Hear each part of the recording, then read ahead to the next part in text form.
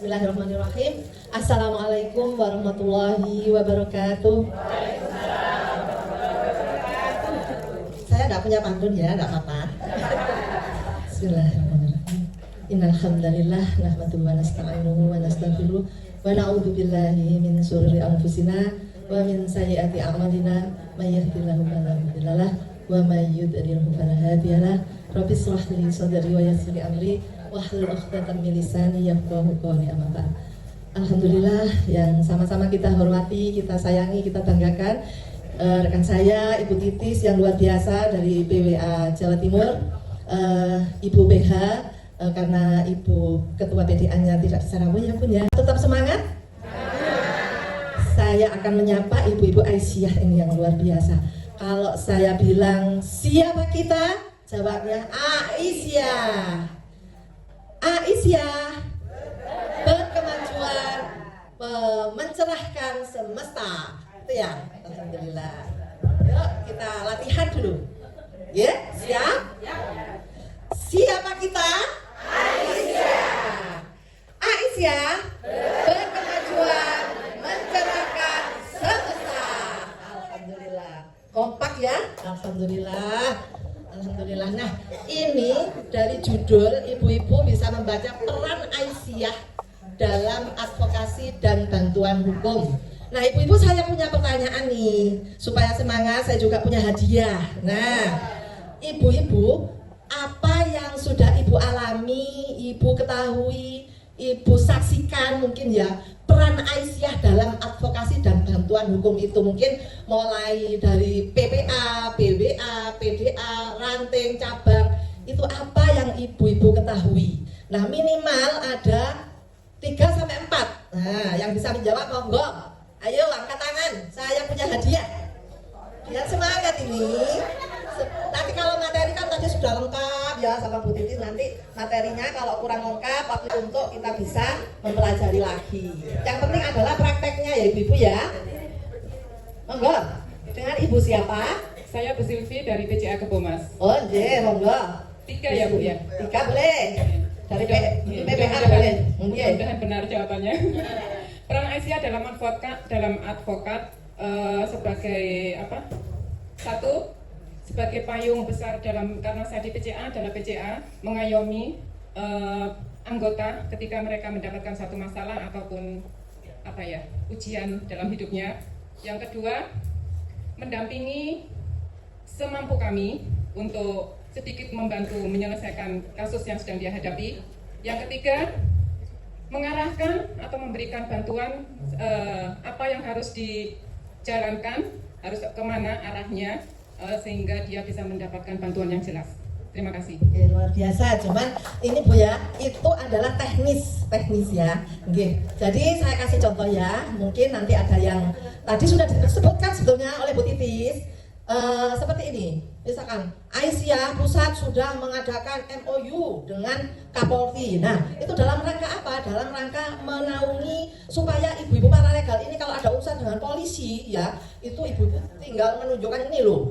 Aisyah pusat ini sudah dengan MOU dengan Kapolri misalkan, atau diturun lagi ke daerah ya, ke wilayah dengan Polda, turun lagi ke Polres, ke Polsek, itu seperti itu. Nah, itu salah satunya.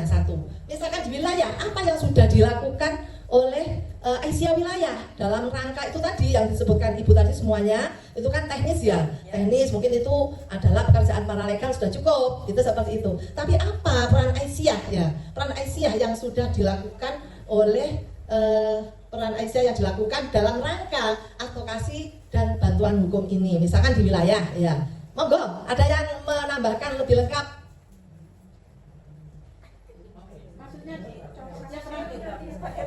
Boleh, di ranting itu apa? Misalkan ini ada keluarga sadar hukum. Nah itu kan dilakukan Aisyah. Keluarga sadar hukum Aisyah ranting.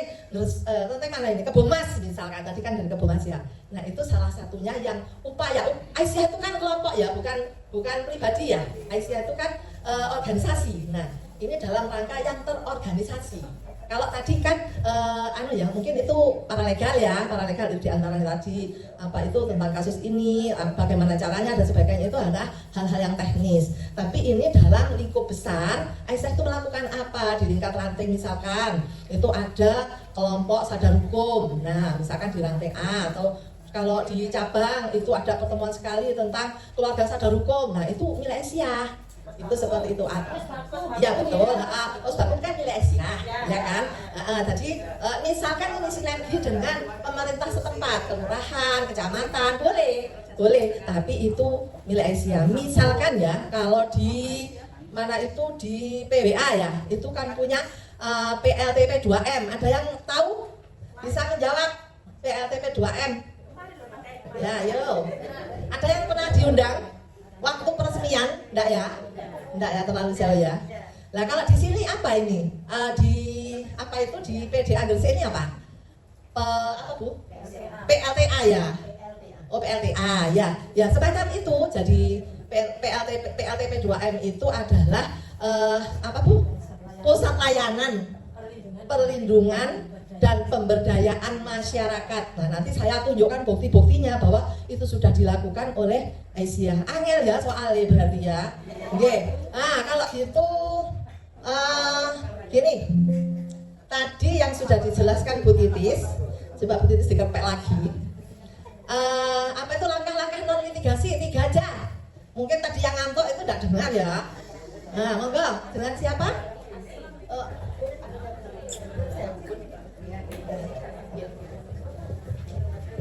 Yang semangat ya Bu ya, nanti materinya 3 langkah ya. Ya. Mencatat, kemudian merekam, kemudian mengumpulkan data-data identitas. Betul Bu Titis? Betul, 100 berarti dapat hadiah ya. Saya dapat hadiah.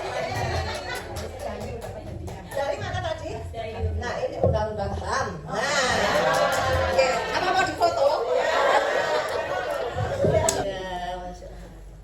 Oke, Ibu tetap semangat ya, dicermati. Nanti mungkin kalau ada pertanyaan-pertanyaan, hadiahnya lebih besar loh Bu. Semangat, monggo Bu, lanjut. Kita masuk ke ini. Nah, ibu-ibu mungkin ada yang baru dengar, mungkin ada yang sudah hafal ngelontok ya. MHH, ada yang nggak tahu singkatannya Ibu? Majelis Hukum dan HAM ya. Itu kita terdiri dari 3 divisi ya Ibu-ibu ya. Divisi Perundang-undangan dan Advokasi. Nah, kita itu dalam mendampingi ini ya sudah termasuk advokasi. Cuman divisi perundang-undangan ini adalah misal ini ada lagi pengajuan rencana undang-undang ya, apa Bu kalau masih dalam ini proses itu ya, proses di DPR daerah Gresik misalkan. Nah, itu kok tidak berpihak kepada perempuan dan anak, misalkan tentang tenaga kerja, kok anak-anak di bawah umur boleh bekerja sampai sekian jam misalkan. Nah, itu ibu-ibu harus mengadakan advokasi, protes gitu ya, mengajukan gimana prosesnya ibu-ibu supaya bisa meluruskan apa yang dibahas di DPR itu boleh. Karena kita adalah organisasi resmi yang secara nasional sudah diakui berpuluh tahun ya. Jadi itu fungsinya untuk divisi perundang-undangan. Atau kita bisa melakukan sosialisasi undang-undang apa yang sekiranya di masyarakat itu belum dikenal atau tidak dilakukan oleh masyarakat. Misalkan hal kecil aja ya ibu-ibu ya. Sejak kalau di daerah-daerah terpencil, anak lahir itu tidak segera diurus akta kelahirannya. Nah, itu kita harus mengadakan advokasi, mengadakan pencerahan kepada masyarakat. Ibu, ini anaknya harus segera dibuatkan akta kelahiran, karena nanti itu masuk TK aja harus pakai akta kelahiran. Terus ada orang mati, sekarang itu cukup di RT RW atau sampai di tidaknya kelurahan Bu, sampai di kota ya, capil itu. Jadi itu perkembangannya seperti itu. Nah, itu harus kita kasih pencerahan kepada orang-orang di sekitar kita lah. Tentunya di akar rumput ya, di ranting-ranting itu kan yang paling banyak ketemu dengan masyarakat ya Bu ya. Itu seperti itu. Nah, terus ada lagi yang tentang perkawinan. Masih banyak enggak di sekitar kita yang nikah siri? Nah, ya kan? Masih banyak Bu yang nikah siri. Entah itu sengaja atau tidak. Kadang-kadang itu memang kalau di daerah-daerah kota itu bukan karena enggak ngerti, tapi karena kecelakaan ya Bu ya. Iya, tahu-tahu sudah punya istri, terus dapat yang lebih yang lebih cerah gitu ya, terus kecantol dikasih aja gitu ya, dan yang dinikahi juga mau, iya kan? Nah itulah itu masalah. Nanti kalau sudah punya anak bingung, anaknya tidak ada status hukumnya. Tapi sekarang memang ada jalan keluarnya.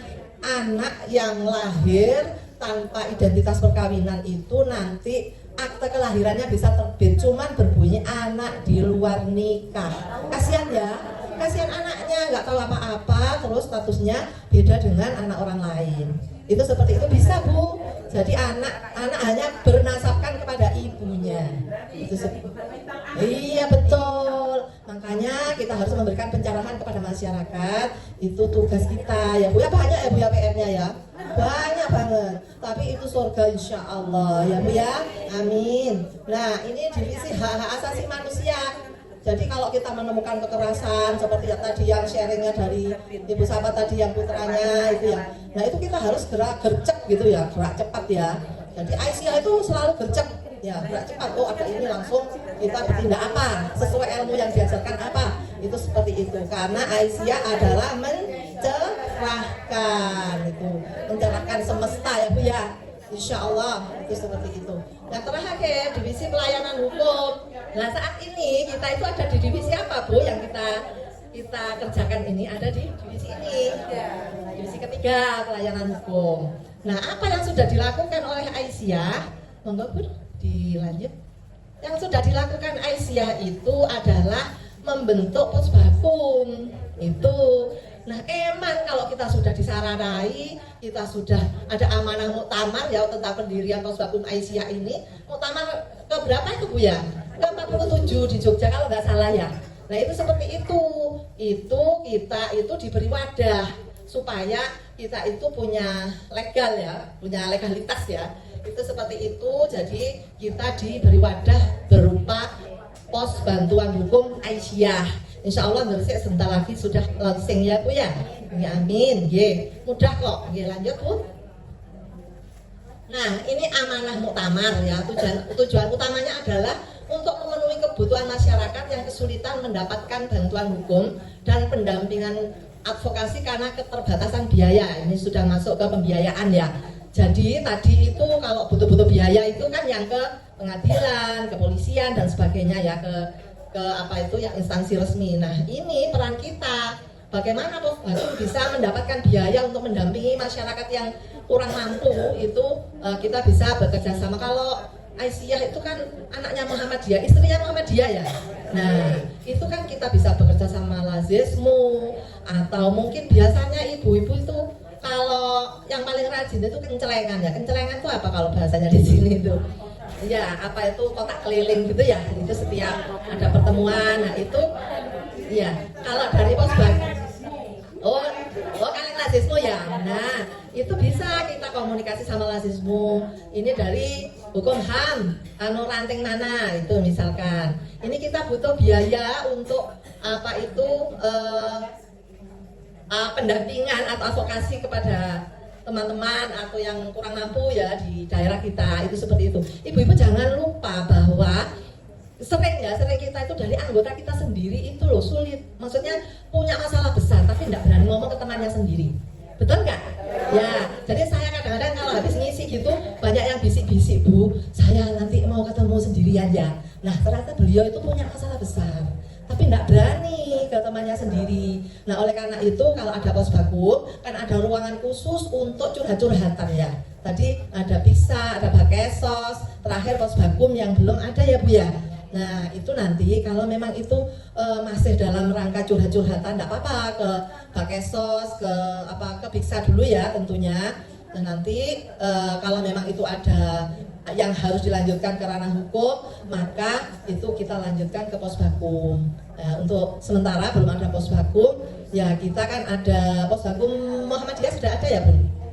Oh LBH-mu, nah itu bisa ke LBH-mu, itu seperti itu. Tapi ya insya Allah harus segera ya Bu ya, eman ya Bu ya kalau Posbakum Aisyah belum di launching.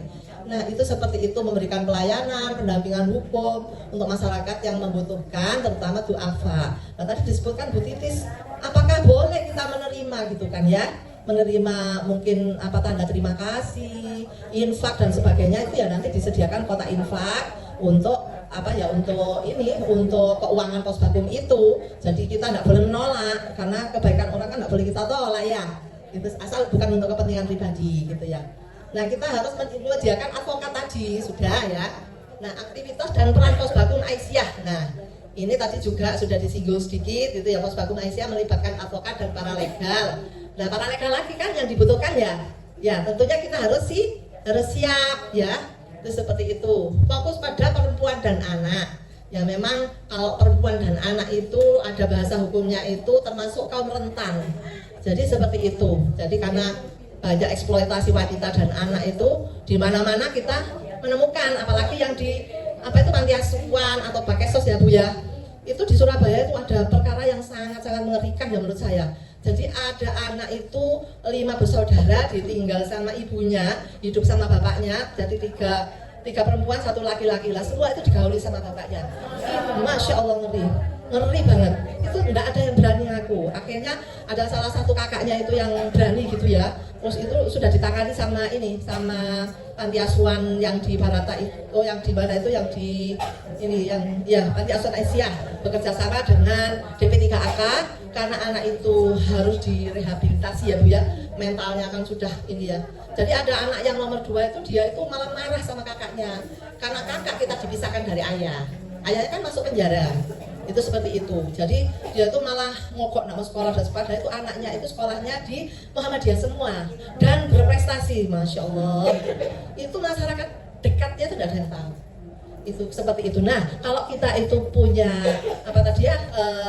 komunitas sadar hukum itu ya, insya Allah itu akan ada tetangga kita yang aneh-aneh, misalkan kok nggak pernah tahu keluar ya, itu anaknya 4 kok di dalam rumah terus, bapaknya itu sopir Bu.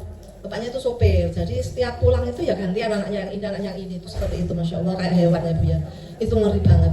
Nah itu ada Bu dan banyak, pada waktu Covid terutama. Pada waktu Covid itu sampai hampir melahirkan di mobilnya Aisyah. Itu, karena rumah sakit tidak ada yang mau menerima, kan tidak ada swab ya Bu, karena itu sudah melahir, terus itu konangan ibu-ibu tetangganya itu terus dikasihkan ke Pati, sama Pati diopeni, terus setelah lahir anak itu stres, anaknya bayi ditaruh panti asuhan bayi, yang ibunya diatur di panti asuhan yang dewasa, langsung dipisahkan. Ngeri banget Bu, waktu Covid itu bapaknya sama kakaknya yang berbuat seperti itu, dan ibunya itu pembantu rumah tangga, jadi nggak tahu. Kalau anak yang tahu tuh tetangganya. Luar biasa itu di daerah Surabaya ngeri. Nah itu seperti itu, wujud keadilan hukum ya, kehadiran Posbakum Aisyah sebagai tempat masyarakat mencari keadilan hukum menjadi wujud nyata pelayanan dan pemenuhan hak serta keadilan di ranah hukum. Ya itu tadi Bu, jadi kalau kita sudah punya Posbakum, kita punya legalitas, nanti setelah kita itu ada syarat-syarat tertentu, kita bisa mengajukan yang di Kumham Bu, akreditasi. Nah ini sudah tua ini ya, lupaan ya, sudah 63 Ibu. Sudah 63 usianya. Nah itu bisa mengajukan akreditasi ke Kumham.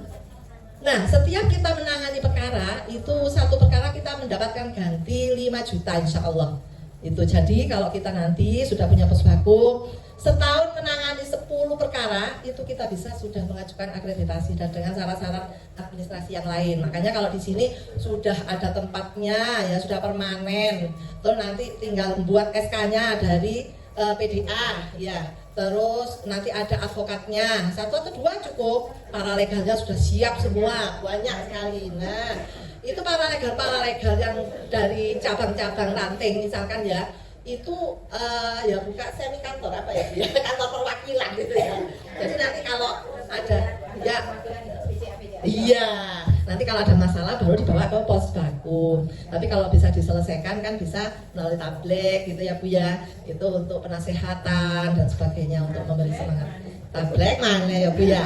Masya Allah paling banyak itu pahalanya ya tablik ya. Luar biasa monggo Bu. Lanjut. Nah ini program pembentukan Posbakum Aisyah. Nah kita itu ada di target 2024 alhamdulillah yang dari wilayah seluruh Indonesia sudah terwujud punya Posbakum, dan alhamdulillah Untuk Posbakum PW Jawa Timur ya, PWA Jawa Timur itu tahun akhir 2021 saat Covid waktu itu. Jadi kita di deadline dari PPA harus berdiri sebelum muktamar. Itu seperti itu, dan waktu itu belum punya gedung seperti ini. Jadi saya itu pinjam punya teman yang di pinggir jalan. Itu dikasih dapur, Bu. Dapur iki gawe dan boh apa carane. Akhirnya saya maru tuh cari teman yang bisa gambar dan sebagainya. Terus akhirnya dibuatkanlah jalan gini, terus direhab. Nah, itu seperti itu jadilah, terus kita launching. Itu seperti itu, bahkan mengundang dari PWM, semua dari PH-PH dari PWA semua hadir. Nah, itulah jadi tidak bisa, apapun bisa, dan alhamdulillah dapat wakaf rumah di Rungkut, itulah yang dipakai PLTP 2M itu sampai sekarang. Itu seperti itu, alhamdulillah ya. Tapi kalau saat itu kita tidak bergerak dengan alasan tidak punya gedung, tidak punya tempat, ya tidak bisa. Itu seperti itu. Tapi ya memang kita harus kerja 2 kali. Kalau yang dulu itu kita itu tempatnya di di tempat A, sekarang pindah B, jadi ngurus lagi juga untuk domisilinya. Ya, jadi berproses baru lagi, tapi tidak apa-apa. Yang penting berdirinya itu sejak tahun 2021. Itu seperti itu. Nah, ini kebetulan Posbakum Kabupaten Kota, ini targetnya tahun 2025 loh Bu, ini sudah meh habis loh Bu. Iya, nanti dipantau sama PPA ya. Ayo ibu-ibu, ngersek ini belum ada Posbakumnya, ini sudah hampir habis tahunnya ya Bu. Iya. Mau ngendika? Iya. Ini kemarin ada pertanyaan dari peserta. Iya. Apakah pembentukan Posbakum itu boleh diranting atau dijabarkan? Ternyata ini jawabannya sudah ada tertulis. Mungkin ibu-ibu yang tanya kemarin. Okay. Posbakum itu kan di seluruh wilayah, berarti provinsi. Yeah. Dan ini target tahun 2005 di seluruh kabupaten. Yeah. Nah, ya berarti jawaban saya kemarin sampai sekarang masih diperkenankan di tingkat daerah. Kalau di strata 3 masih dalam sebagai posko pengaduan. Betul. Jadi jawabannya ya Bu, kemarin yang bertanya. Kemarin yang tanya mungkin angkat tangan. Sudah jelas ya? Jadi ya. Jadi untuk cabang dan ranting itu sebagai perluasan pengembangan daerah. Jadi sebagai posko lah gitu ya. Nanti kalau ada misalkan pas pengajian terus ada yang curhat gitu, nanti dibawa ke daerah kalau memang belum mengatasi gitu ya Bu ya. Nah, MH cabang dan ranting SDM-nya tidak harus sarjana hukum ya. Jadi ya siapapun dari majelis apapun itu bisa. Nanti untuk kalau misalkan fokus ke masalah hukumnya, kita bawa ke PDA-nya, ke sini ya tentunya ya. Oke, monggo lanjut Bu. Nah, ini identitas SDM Posbakum. Tadi kalau nggak salah sudah dipaparkan oleh Bu Titis juga ya, sudah jelas, tadi. Nanti mungkin pertanyaan di akhir aja, monggo Bu. Peran Aisyah dalam advokasi dan bantuan hukum. Seluruh pimpinan wilayah Aisyah sudah memiliki Posbakum. Nah, tadi sudah disebutkan, ini adalah salah satu bentuk kontribusi bagi masyarakat yang membutuhkan pelayanan hukum. Jadi ini tadi masuk peran Aisyah kan? Ya. Nah, itu seperti itu. Negara andai kata tidak dibantu oleh masyarakat akan kewalahan.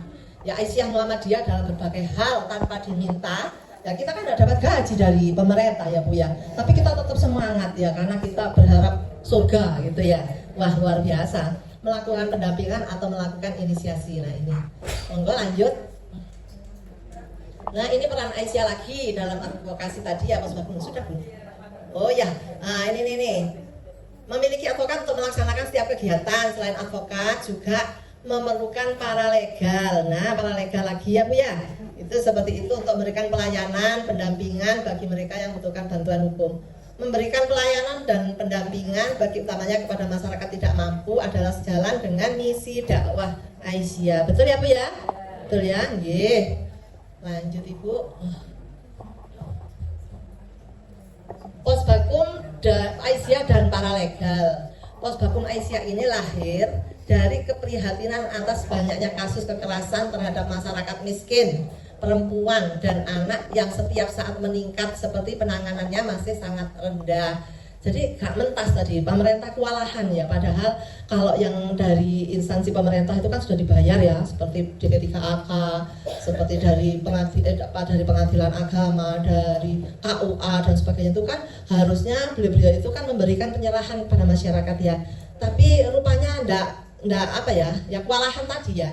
akhirnya Aisyah lah kita bisa berperan, dan juga apa itu organisasi-organisasi yang lain melalui paralegal ini yang sudah terlatih. Jadi kita sudah dilatih, sudah dapat sertifikat, tadi ditambah lagi identitas ya yang diberikan oleh Puspakum, keplek gitu ya, name tag gitu ya, untuk supaya kita itu enggak usah menunjukkan ini loh masuk kemana-mana bawa apa itu sertifikat kan ya.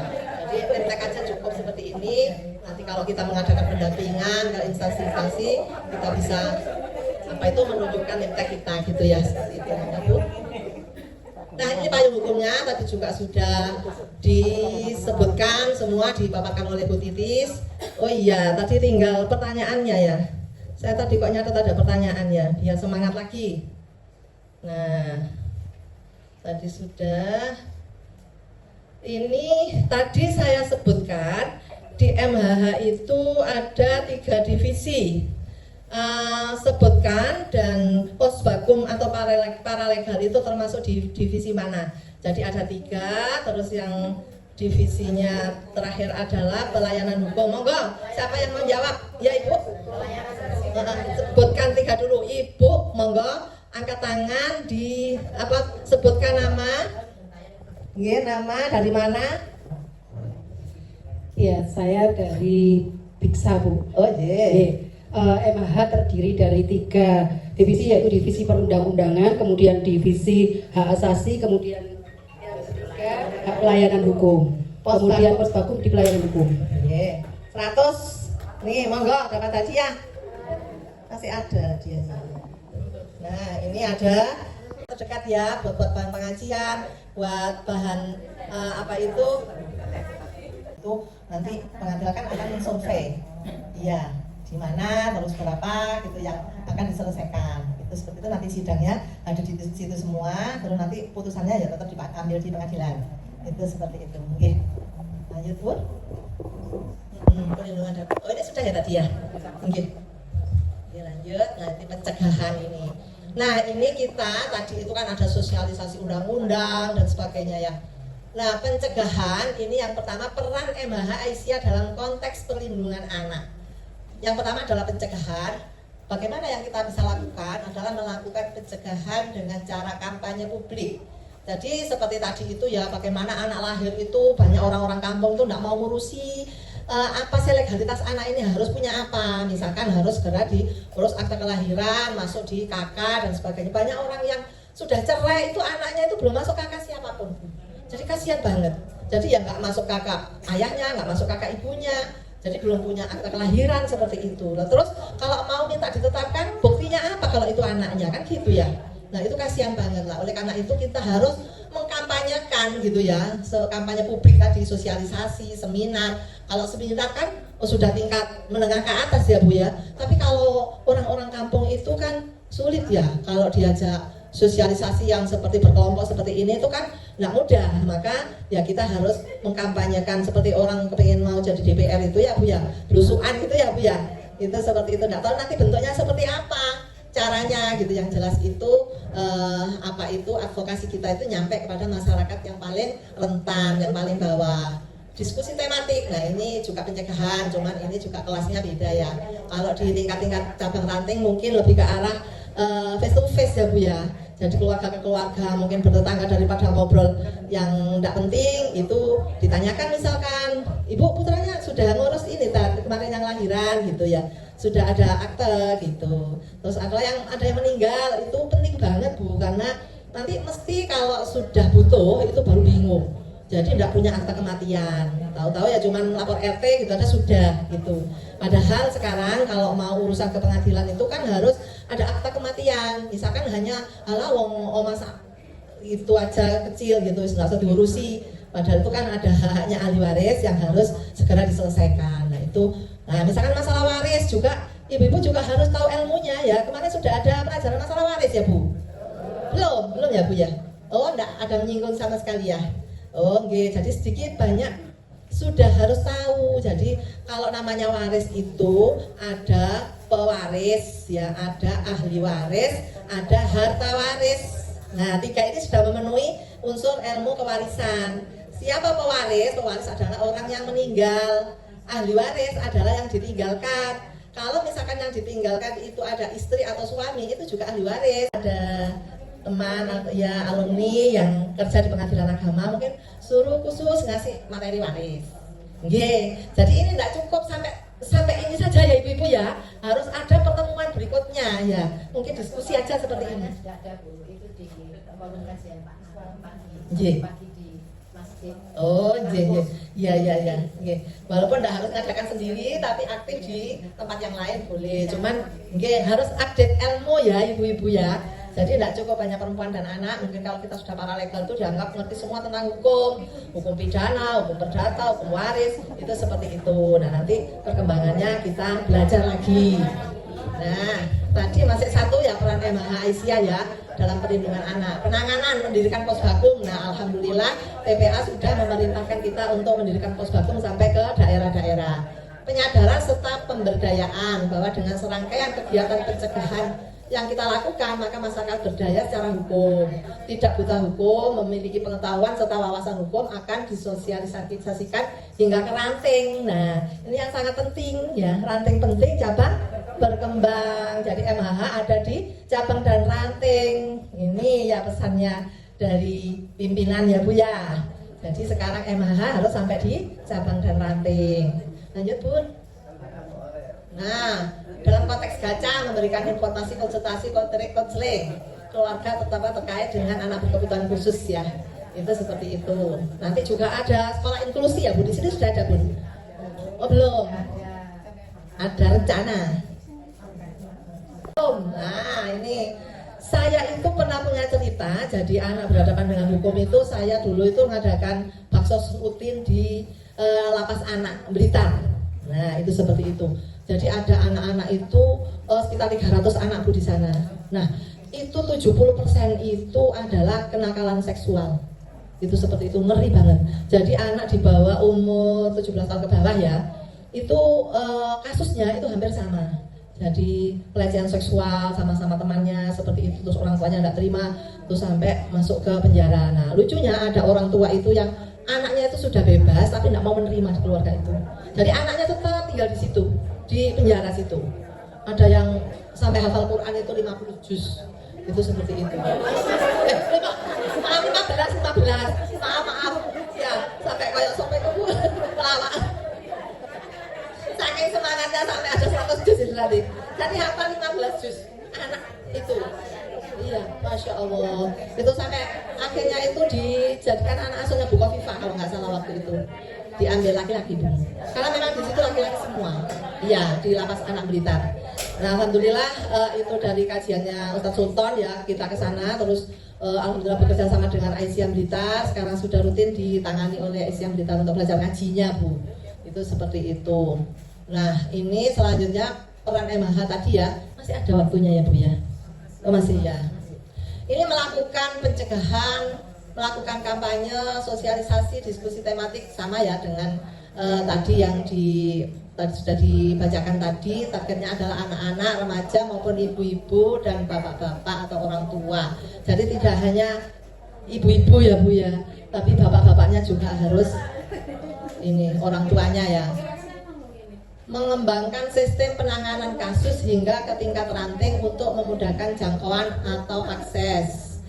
Nah, tadi kan sudah mulai kemarin diajarkan masalah-masalah bagaimana penanganan kasus, seperti tadi yang langkah-langkah dari Bu Titis. Ini ada yang masih hafal belum? Sudah lupa? Ngelontok? Apa sudah hilang? Ngantuk? Ngantuk Bu? Iya, nah kasus Bu Titis. Sampai jam berapa ini? Sampai jam 11 Bu. Ya, tadi nanti terakhir ada simulasi kasus ya Bun ya. Yang terakhir itu satu lagi Bun. 3. Iya. Oh ya, ini yang 3, membangun komunikasi dan berjejaring dengan penanganan kasus perempuan dan anak. Nah ini membangun komunikasi ini ya tentunya tadi itu lewat jalur apa, pengajian atau pertemuan apa itu kita berjejaring tidak hanya di lingkungan Aisyah ya. Soalnya nanti kalau sudah punya posbakum, syaratnya sosialisasi hukum itu tidak boleh ke sama-sama Muhammadiyah Aisyah. Jadi harus di masyarakat luas. Itu seperti itu. Jadi harus dikondisikan untuk sosialisasi hukumnya itu jangan hanya di lingkungan kita saja, karena nanti yang dinilai oleh Kumham itu misalkan di kelurahan A, kecamatan dan sebagainya, PKK seperti itu, kita harus bersinergi. Itu ya Bun ya. Melakukan kerjasama atau MOU secara formal. Ini tadi sudah dengan pemerintah dan non pemerintah. Jadi kita juga sudah dengan DP3AK dan sebagainya, dengan kampus-kampus ya. Biasanya gini nih kerjasama dengan kampus Bu. Iya. Oh, gitu. Oh, gitu. Iya, biasanya itu kita dikasih tempat di kampus gitu. Iya, Jadi caranya juga begitu. RTL-nya setelah kegiatan ini setiap peserta akan diberi hak untuk belajar ilmu dasar hukum. Oh, magang gitu nggih. Belajar. Oh, belajar nggih. Tadi. Oh, nggih. Dengan UN Gresik ya. Ya alhamdulillah. Nggih, terus lanjut Bu Titis. Masih ada? Kayaknya iya. Lanjut, Bun. Nah, advokasi kebijakan bekerjasama dengan pemerintah tadi sudah ya. Terus advokasi hukum, pendampingan anak yang berhadapan dengan hukum, anak sebagai pelaku, anak sebagai korban, anak sebagai saksi. Nah tadi kalau ada anak sebagai korban seperti apa ya, tadi itu yang saya contohkan itu adalah anak sebagai korban dari kelakuan bejat orang tuanya, itu seperti itu. Ada anak sebagai pelaku, yang di lapas itu kan anak sebagai pelaku. Jadi itu kita nggak nyangka ya, sampai kita itu yang bakso itu nangis semua melihat anak itu kayaknya tuh pinter-pinter, nurut-nurut gitu ya, anaknya tuh baik-baik kelihatan. Tapi kok bisa sampai seperti itu loh. Jadi kita, iya bersih-bersih Bun. Ada anak yang lulusan pondok dan sebagainya. Kok bisa gitu loh, sampai kita tuh nangis sendiri tuh waktu pertama kali datang itu. Nah, anak sebagai saksi. Nah, ini juga ada perlindungan saksi dan korban. Itu ada lembaganya sendiri. Terus mungkin ada pertanyaan kemarin terkait dengan advokasi kebijakan itu. Yeah. Kasus pro bono dan Odeo. Mungkin bisa dijelaskan. Maksudnya yang dari Posbakum. Ada pertanyaan. Nggih. Mungkin bisa diulangi pertanyaannya. Dari Bu Puji mungkin. Monggo Ibu. Terima kasih. Assalamualaikum warahmatullahi wabarakatuh. Saya datang ke sini kemarin, saya bercerita dalam forum ini, saya nggak ngerti apa-apa. Saya dari majelis kesos ya. Terus begini, saya punya tetangga itu dalam kacamata yang saya lihat dari itu penelantaran. Artinya bahwa ibu ini punya keluarga, punya anak, masih ada dan dia sudah gampangannya berpenghasilan walaupun pas-pasan, tapi ditelantarkan. Artinya tanpa didampingi apapun yang terjadi, karena sebenarnya ibu ini adalah sudah memiliki kebutuhan karena ada gangguan jiwa, tapi tidak membahayakan bagi kami sebagai tetangga. Nah, pertanyaan saya kemarin dari ke Bu Nur itu, nah kalau seperti itu saya sebagai paralegal itu bagaimana cara kita masuk di dalamnya, langkahnya itu apa yang simple tapi mudah kita. Nah, semakin kita nanti tahu seperti itu, kita akan masuk dan masuk, insya Allah apa yang diharapkan oleh Aisyah sebagai kita semua ini ada sebagai kader paralegal, insya Allah berhasil. Tapi karena gambarannya itu saya itu masih nggak tahu apa sih sebenarnya, apa sih saya juga nggak tahu hukum, tapi insya Allah sadar hukum. Terima kasih. Assalamualaikum warahmatullahi wabarakatuh. Biasa. Wah, perhatian banget itu kalau tetangga ya Bu ya. Jadi gini Bu, Ibu di awal, namanya orang punya masalah itu kan kadang-kadang malu menceritakan ya Bu ya. Malu terus kewo gitu ya. Nah Ibu itu awal itu sebagai pendengar, mungkin bisa pandangannya Ibu itu untuk mengutik gitu ya, mungkin tanya apa dan sebagainya. Nah kalau beliaunya itu sudah membutuhkan kita betul-betul ya, kita masuk gitu loh.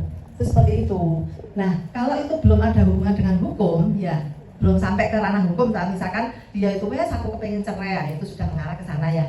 Tapi kalau belum sampai seperti itu, misalkan mungkin tentang kebutuhan sehari-hari, tentang kenakalan anak misalkan, tentang suaminya yang bagaimana, nah itu mungkin Ibu dari hati ke hati ya tentunya ya.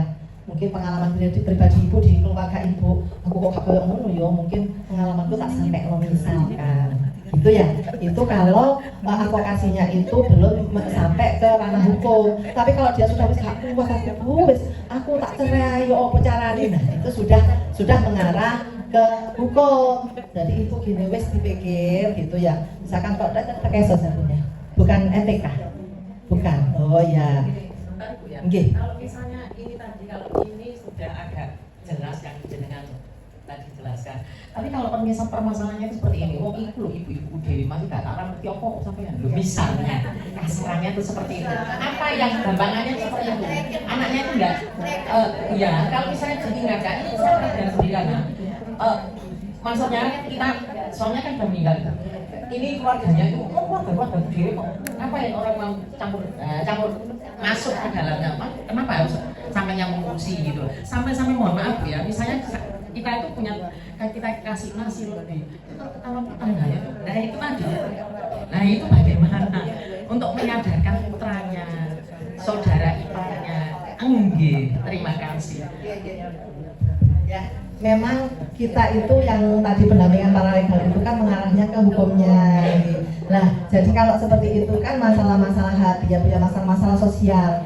Memang banyak di lingkungan kita itu menjadi PR kita. Cuman memang kita nggak bisa menyelesaikan urusan orang itu semuanya sampai sedetil itu.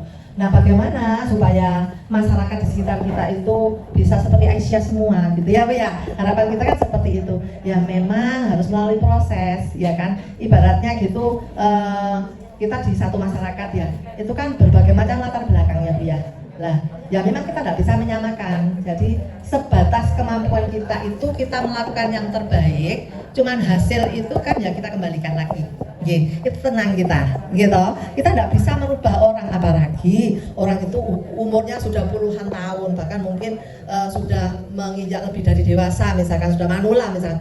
Itu sangat-sangat sulit memang, Bu. Cuman apa yang bisa kita lakukan adalah ya yang terbaik memang kita melalui meneladani, kita memberi, kita menasehati itu sudah lebih dari cukup. Tapi hasilnya itu kita tidak bisa berharap, Bu, kepada siapapun. Jangankan orang lain ya, Bu, tetangga. Kadang-kadang keluarga kita sendiri, ya saya sendiri itu ada di pengadilan agama. Ketika mau bagi waris, kita tunjukkan seperti ini, seperti ini, seperti ini. Saya dibilang apa? Provokator. Nah, apakah saya mundur? Enggak, saya tidak mundur. Karena saya melalui ilmu. Kalau ini dasarnya Al-Quran. Nanti kita tetap nanti suatu saat dia akan mengerti. Ya kita tetap berdoa kepada Allah, ya Allah sadarkanlah Engkau yang membolak-balikkan hati kakak hambamu, ya Allah. Nangis kepada Allah, kayak gitu ya, Bu ya. Kalau itu memang orang yang dekat sama kita. Nah, suatu saat ketika dia sadar berbalik, dia akan sayang sama kita. Karena siapa? Karena Allah. Itu. Jadi seperti itu. Jadi kalau Aisyah itu tidak ada yang sulit ya, Bu ya. Ya, semua jadi mudah. Karena apa? Ketika kita sudah melakukan sesuatu yang baik, terus hasilnya belum nampak, jangan kecewa, Bu. Kita tidak bisa memutuskan. Ya, yang memberi hidayah itu Allah. Ya kan, kalau orang itu belum dapat hidayah, artinya itu bukan kewajiban kita. Kewajiban kita kan hanya menyampaikannya. Itu seperti yang MTK mana ini? Nah, tabligh ya, itu seperti itu. Ya, Bu ya, jangan putus asa. Nanti Ibu akan mendapatkan hasilnya suatu saat. Itu akan ketemu dan mungkin melalui orang lain dia akan sadar, ingat nasihatnya penjenengan misalkan, atau ingat teladan dari jenengan. Itu seperti ini ya, Bu ya. Oh, jadi ini saya kok jadi tabligh ini ya. Itu seperti itu nggih. Nggih, Bu. Nggih. Assalamualaikum warahmatullahi wabarakatuh. Di sini yang akan saya tanyakan yaitu tentang peran paralegal dalam kehidupan masyarakat. Yang terjadi itu tentang perceraian, Bu. Kasusnya begini, ada keluarga yang sangat bahagia. Tiba-tiba itu si istri itu mengajukan cerai. Padahal tahun ini itu mau umroh kedua-duanya, tapi akhirnya si laki-laki nggak mau karena dia dimintai cerai oleh istrinya. Kemudian dia pergi ke Malaysia lagi. Nah, apakah seorang istri ini boleh meminta hak untuk anaknya? Itu satu. Kemudian yang kedua tentang hak waris. Dari saya sendiri ya, kemarin suami saya meninggal, kemudian masih punya ibu satu, tapi warisan dari ibu itu belum dibagi. Kemudian suami saya kan meninggal, apakah dapat warisan dari anaknya? Pasti lah. Tapi si ibu tadi yang punya warisan kan dari bapak, dari ibu, belum dibagikan oleh anak-anaknya. Tapi anaknya kan meninggal duluan. Nah, apakah ibu ini akan menerima hak waris dari harta anak yang dari apa itu Baik. Terus suaminya pergi ke Malaysia ya Bu ya. Cerainya sudah terjadi.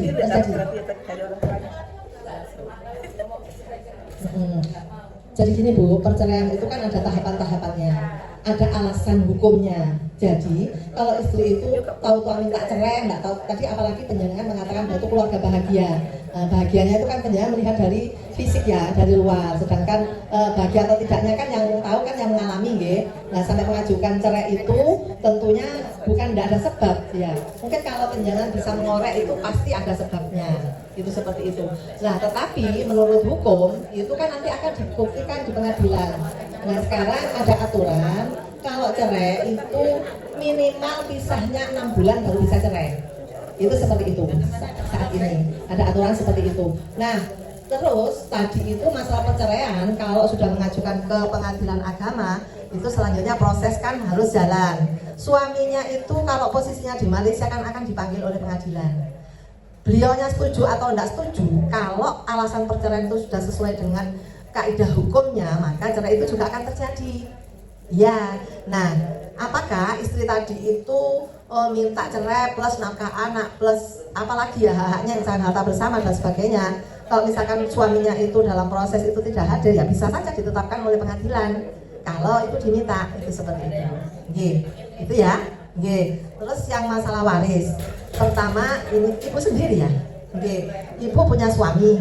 Suami ibu punya ibu. Nggih. Nah, suami ibu punya ibu tapi meninggalnya lebih dulu suami ibu daripada ibu mertua nggih. Ketika suami ibu meninggal, itu suami ibu sebagai pewaris. Nggih. Siapa ahli warisnya? Ibu, ibunya suami, istri, dan putranya. Ada putranya ya. Nah, itu 3 unsur ini. Nah, ketika suami meninggal, ibu ini mendapat warisan dari putranya, dari suami ibu. Kali ini tinggal 1 loh hadiah saya. Apa Bu Titis pertanyaan nih? Ayo.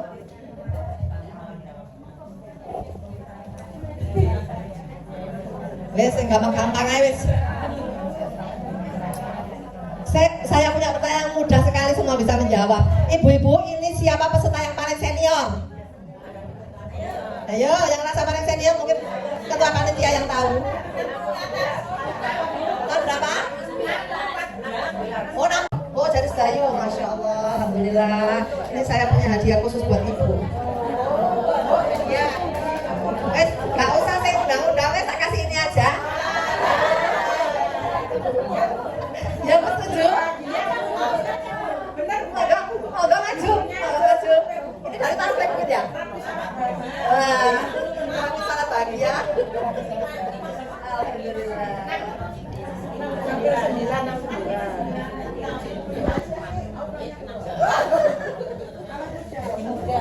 Oh, takut ya? Saya tutup ya? Oh, ini gigi tetap ya,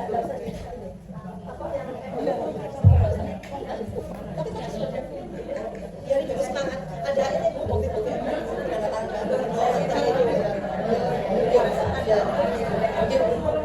Ada gambar gitu. Putri.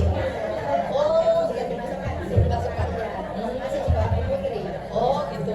Ya sudah siap saya sampaikan. Boleh, nggak apa-apa.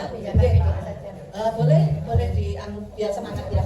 Ya ibu-ibu, ini karena saya sebetulnya sudah bawa gambar-gambar, bukti-bukti kalau PWA itu sudah mengadakan MOU dengan menteri, dengan gubernur, dengan macam-macam ini dengan pengadilan tinggi. Nah itu seperti ini ya kerjasama itu sebetulnya ada gambar-gambarnya yang saya bawa, tapi oleh karena waktu ya Bu ya nanti bisa sama-sama dengan Bu Menteri. Insya Allah ini ada lanjutan, nanti bisa sharing bareng gitu ya untuk semangat ya ibu-ibu. Terima kasih dari saya. Nasrulillah wa fathul qarib wa basyiril mu'minin. Alhamdulillahirabbil alamin. Wassalamualaikum warahmatullahi wabarakatuh.